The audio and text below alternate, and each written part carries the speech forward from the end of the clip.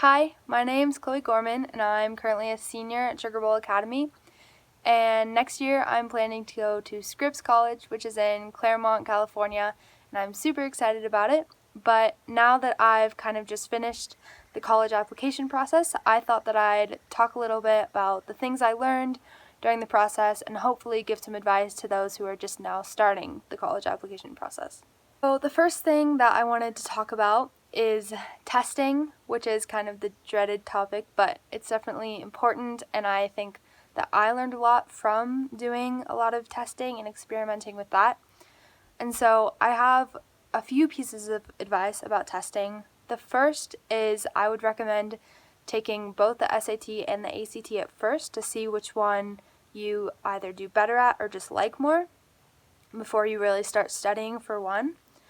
And so I did this, and I did a little better on the ACT, not really much better, but I kind of just liked the format better, and also there was more study material for the ACT because the SAT was just recently changed significantly, and so that test is kind of more new, and so I stuck with the ACT and just focused on that one, which I think was also really helpful, just to be focused on one test. And so lastly, about testing, I would recommend taking your first official test sooner rather than later. I know I took my first ACT test in February, and I actually ended up getting the best score out of all the tests that I took on the first time that I took it.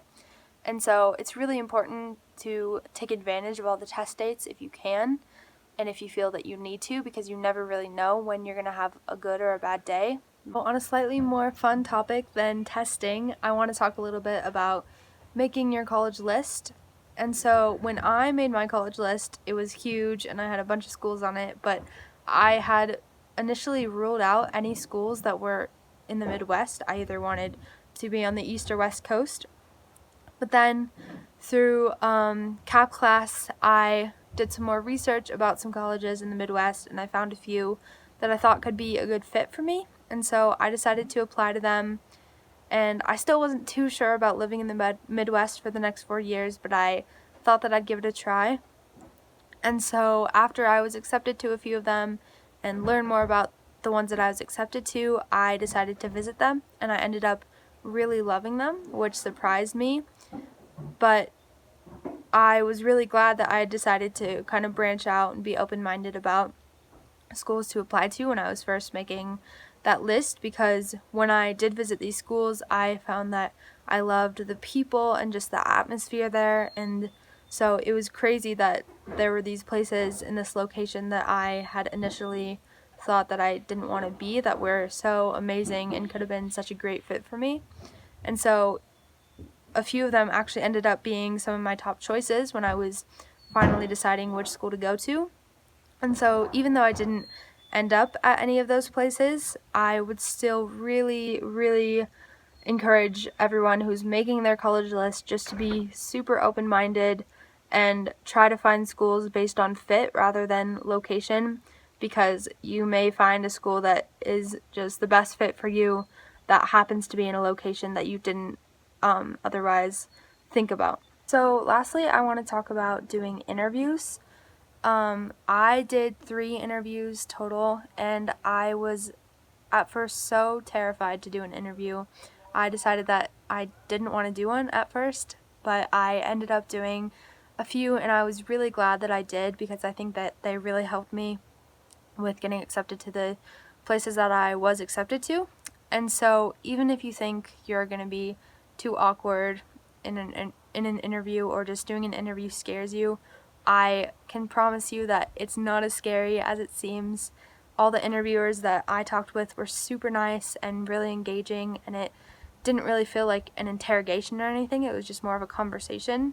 And especially for SBA students, SBA really kind of gives us an advantage in interviews, because I know that at least all the interviewers I talked to had never heard of a place like Sugar Bowl, and so they were really excited to hear about it and hear about all the stuff that we were doing. And there are so many things that you can talk about in an interview just by going to Sugar Bowl. I know that I talked about doing junior project and senior project, which all the interviewers were really interested in, and excited to hear about, and also just all the projects we do, all the time that we put into skiing, all the trips we go on, experiential education trips.